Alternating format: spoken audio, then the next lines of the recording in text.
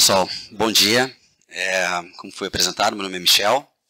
Eu trabalho no Hospital de Clínicas e coordeno a academia para os funcionários de lá. E a ideia é botar um pouquinho de lenha na fogueira num assunto que ele é bastante, acho, de interesse de várias das pessoas que treinam musculação, fazem treinamento de força, né? O meu intuito aqui é pegar um recorte sobre várias coisas que interferem na hipertrofia muscular, mas falar um pouquinho sobre esse papel da lesão, o papel do estresse metabólico e tentar ajudar um pouco de vocês no dia a dia. Tá ok? Então vamos lá. Bom, pessoal, para nós falarmos um pouquinho sobre hipertrofia ou sobre treinamento de força, a gente tem que entender um pouquinho o que nós entendemos como intensidade de treinamento na musculação. Tá? No primeiro momento, a gente vai entender a intensidade como a carga que a gente utiliza nos exercícios. Tá? Existem diversas outras coisas, mas no primeiro momento a gente vai entender como a carga, o peso que nós utilizamos. Bom, nos trabalhos envolvendo treinamento, nós podemos dizer que a intensidade ela é avaliada essencialmente por dois grupos de variáveis. Tá? São as principais, digamos, que existem mais trabalhos a respeito. Vendo a fadiga muscular, então a fadiga muscular normalmente ela é avaliada através das concentrações de lactato, não que o lactato provoque fadiga, né, mas é um marcador bastante conhecido para ver se existiu um esforço grande durante o exercício, tá? E através do sinal eletromiográfico. Então, para quem não está familiarizado com esse termo, todo mundo já deve ter ouvido falar em eletrocardiografia, em que mede a atividade elétrica do coração. O eletromiograma mede a atividade elétrica do músculo esquelético. Então, normalmente, quanto maior a atividade muscular, quanto maior o esforço muscular, maior esse sinal. Tá? E num outro grupo de variáveis, envolve a lesão, que é o que eu vou realmente dar mais atenção. Então, bem, a lesão muscular, pessoal, ela é analisada, o nosso colega, o Vitor, falou um pouquinho sobre biópsia. Então, quando se faz qualquer tipo de treinamento, não necessariamente musculação, é bem comum as pessoas realmente tirarem um bife da criatura, né? Tirarem um pedaço da musculatura e verem o quanto de dano aconteceu diretamente no tecido. Mas como é um procedimento bastante invasivo, né? Vocês viram no vídeo do colega, existem alguns marcadores indiretos de lesão muscular que são bastante utilizados nos trabalhos científicos. Eu vou apresentar alguns que são mais comuns. Tá? Então, principalmente, esses 4 e os primeiros 3 são os que eu vou dar mais importância. Então, quando nós fazemos qualquer tipo de treinamento de força, pessoal, os níveis de força muscular depois que a pessoa treina diminuem bastante.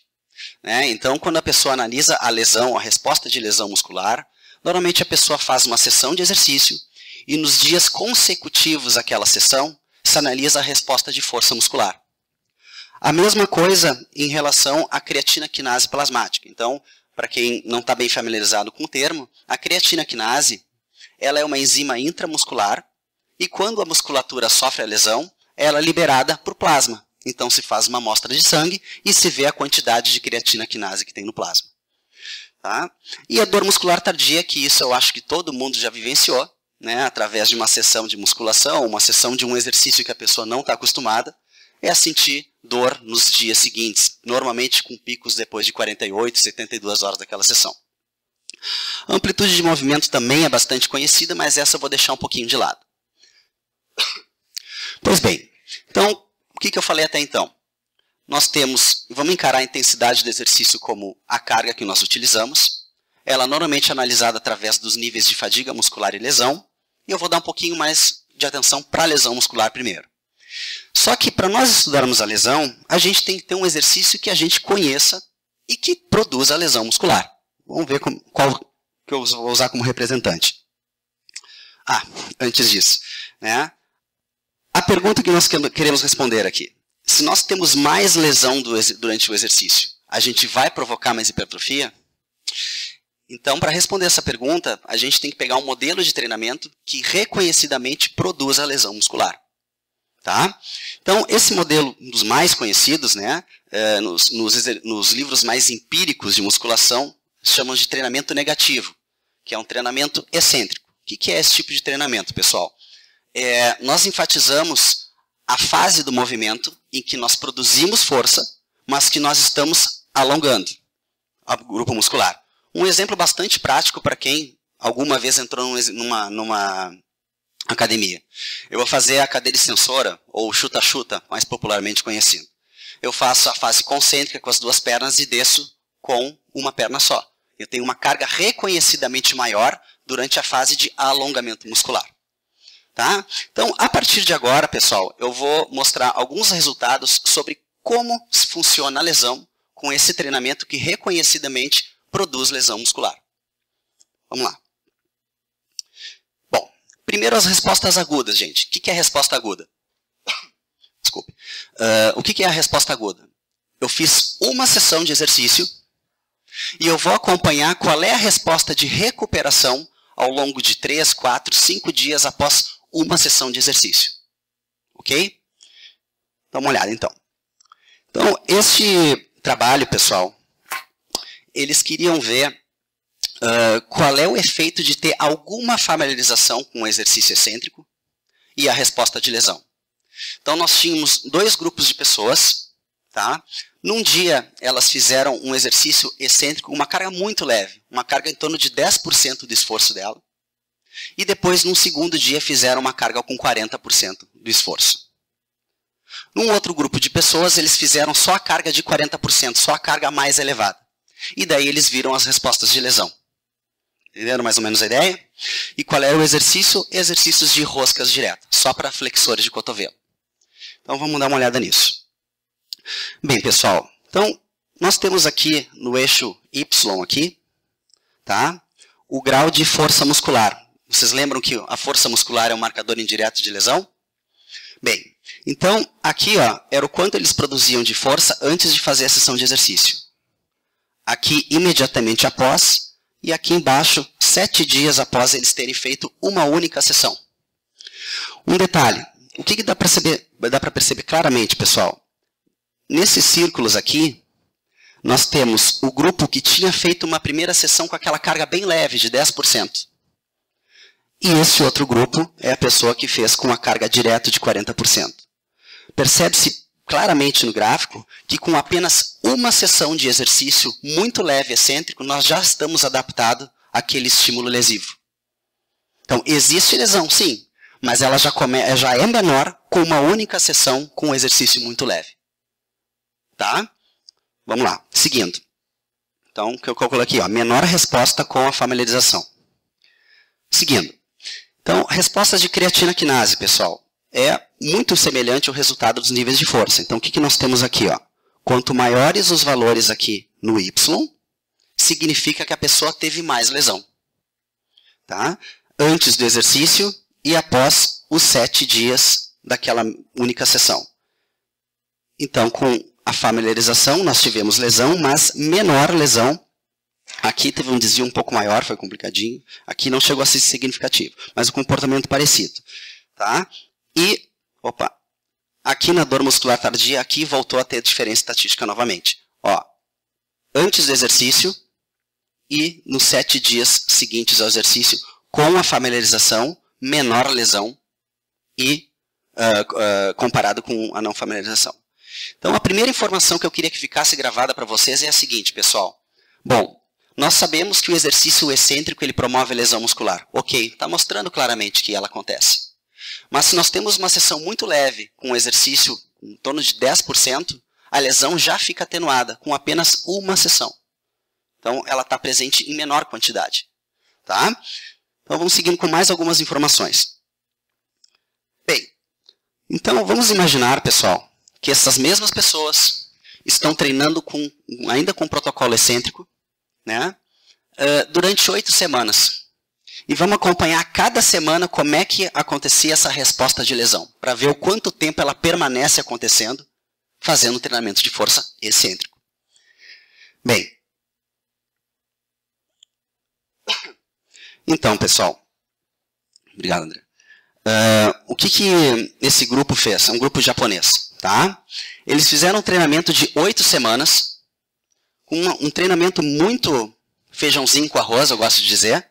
3 séries de 10 repetições excêntricas, com cargas em torno de 50% do esforço máximo. Também em exercícios de roscas diretas, de flexores de cotovelo. e durante as 8 semanas eles foram acompanharam diversos marcadores, e aqui eu vou apresentar os resultados só de creatina quinase. Vamos lá. Então, pessoal, olha aqui, ó. Então, no eixo Y, nós temos aqui, né, os valores de creatina quinase. Quanto maior esse valor, maior a lesão, vamos dizer. E aqui, nesses números embaixo, são os 8 semanas de treinamento. Então, o que se percebe claramente, pessoal? Que a partir aproximadamente da 3ª semana, nós praticamente não temos mais lesão decorrente daquele exercício excêntrico. Então, vocês vejam que a lesão está presente, mas ela é uma coisa que não tem um comportamento contínuo, e depois de um determinado período, ela deixa simplesmente de existir realizando o mesmo tipo de exercício. Ok? Vamos lá. Então, ó, em poucas semanas não ocorre mais lesão muscular, pelo menos pelos marcadores indiretos. Bom, então, tudo bem. O Michel está falando aqui para vocês que existe lesão no treinamento de musculação, só que depois de um tempo ela deixa de existir. O que acontece? Qual é o mecanismo de adaptação que faz com que a lesão ela seja atenuada ou então que ela deixe de existir? Então, é o chamado efeito protetor. Tá? Os primeiros trabalhos analisando efeito protetor, olha, tem menos de 10 anos, digamos assim, tá? E é um mecanismo bastante interessante. Então, vamos dar uma olhada. Bom, pessoal, esse gráfico ele é muito didático, mas vou passando bem devagarinho para vocês. Então, o que esses caras pensaram, pessoal? Eles fizeram um treinamento excêntrico, tá? Fizeram uma sessão de exercício e acompanharam aqui, 5 dias após o exercício, a resposta daquela única sessão. Depois passaram mais 2, 3 semanas e fizeram uma nova sessão de exercício e também acompanharam as respostas. O que eles achavam, pessoal? Qual era a hipótese desses pesquisadores? Bom, se o músculo ele sofreu lesão, a gente teve uma desestruturação de toda a unidade contrátil da musculatura, ele vai passar por um processo de remodelação. Ele vai ser reconstruído novamente. O que eles achavam, como hipótese, é o seguinte. Olha, se ele vai ser reconstruído, eu teria que adicionar mais unidades funcionais naquele músculo para ele conseguir produzir mais força e aquele estímulo não provocar tanta lesão. Então, eles disseram que eu deveria aumentar o número de sarcômeros em série. Sarcômero, espero que seja uma palavra não estranha para vocês. Tá? Então, nós temos adição de sarcômeros em série. Se isso está acontecendo, nós temos uma fibra muscular mais longa. Então, nós produziríamos mais força numa posição mais alongada como adaptação ao treinamento. Então, o que está aparecendo nesse gráfico, pessoal? Eu vou dar mais atenção a essa segunda etapa aqui. Ó. Eles utilizaram cargas de 40%, 60%, 80% e 100% de esforço máximo excêntrico. Então, eles queriam ver se o nível de esforço também interferia nesse efeito protetor. E eles perceberam o seguinte, ó, que na primeira sessão, tá, eles tinham a força máxima produzida em torno de 120 graus dos extensores do joelho. Nos dias seguintes, eles tinham uma adaptação numa posição mais alongada, em torno de 125, 126 graus.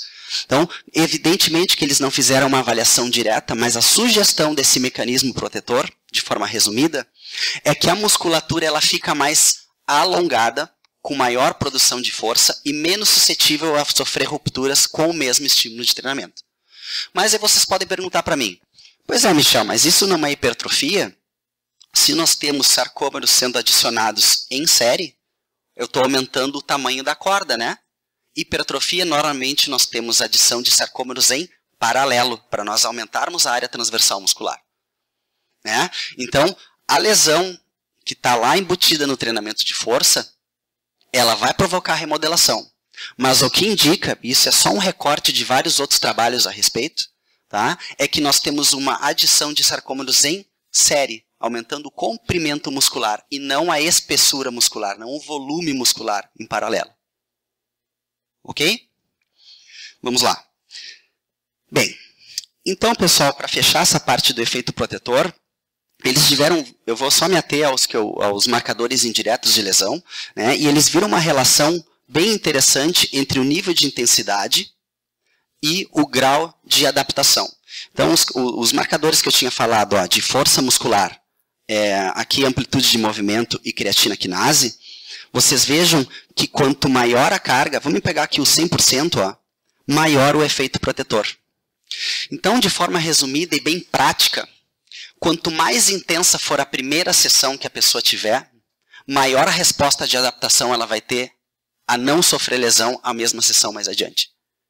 Então, quanto mais leve, mais chance de ela continuar tendo algum tipo de lesão. E quanto maior o esforço nas primeiras sessões ou na primeira sessão, mais rápido ela vai se adaptar àquilo lá. Seguindo. Bem, então, pessoal, eu acho que deu para ver bastante claramente que a lesão está lá. Rapidamente a gente se adapta à lesão induzida pelo exercício.